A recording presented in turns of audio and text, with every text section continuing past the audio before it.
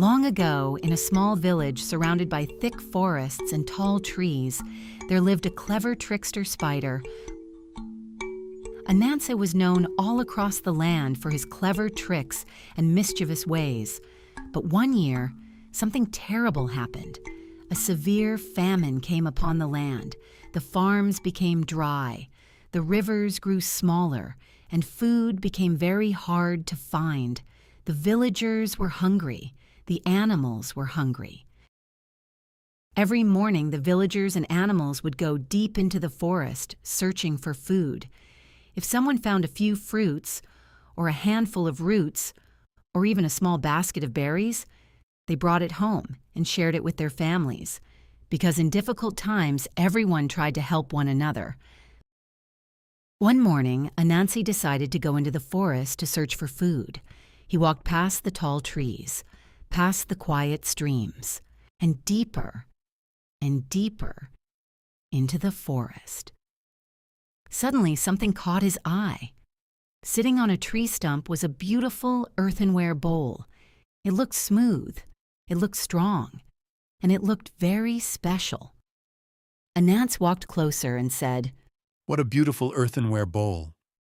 To his surprise, the bowl spoke. "I am not called beautiful," the bowl said, "but say instead, whip up something delicious for me." Ananse blinked in surprise. A talking bowl? Then he smiled slowly. He cleared his throat and said the words, "Whip up something delicious for me." Suddenly, something magical happened. The bowl began to glow. Steam began to rise from inside it. And before Ananse's eyes, different delicious delicacies appeared. There were bowls of rice, sweet yams, tasty stew, roasted plantains, and many other wonderful foods. The smell filled the forest. Ananse's eyes grew wide. Oh my. Ananse began to eat. He ate and ate and ate until his belly was full and round. When he finished, he wiped his mouth and looked around. Did he think about the hungry villagers? Did he think about the animals who had nothing to eat? No. Ananse kept the secret to himself.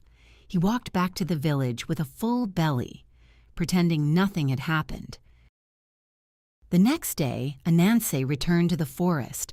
He walked quickly to the tree stump. The bowl was still there, so Ananse said again, once again.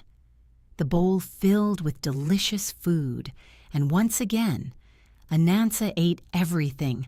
Not a single crumb was left, and once again, he told no one. Another day passed. Ananse went back to the forest again, but this time, something new was there.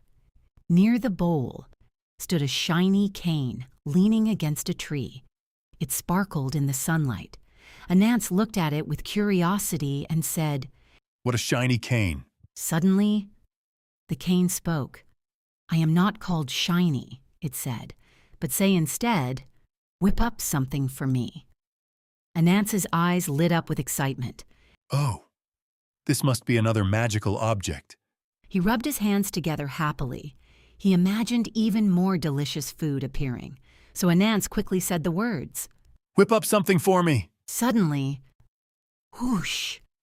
The cane jumped into the air. It began spinning around Ananse. Before he could move, whack! The cane struck him on the back. Whack! It hit him again. "Hey, stop!" But the cane kept spinning. Whack! Whack! Whack! The cane chased Ananse around the forest, beating him again and again. Ananse ran in circles trying to escape, but the cane was faster. Finally, bruised and sore, Ananse turned and ran as fast as his 8 legs could carry him. He ran through the trees. He ran past the river. He ran all the way back to the village. When the villagers saw him, they were shocked. Ananse was bruised. He was dizzy, and he was covered in bumps from the beating. Holding his head and groaning in pain, Ananse limped through the village. And from that day on, Ananse remembered the painful lesson he learned in the forest.